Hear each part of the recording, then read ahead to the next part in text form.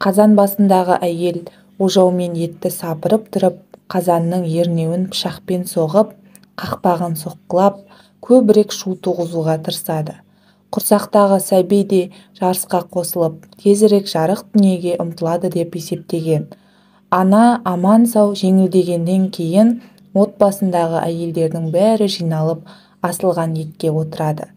Сенім бойынша босану қиын болған жағдайда жын перілерден аластату үшін киіз үйге бүркіт немесе үкі кіргізіп, бақсы шақырып, жалаң қылышты әйелдің бас жағына ұстайды.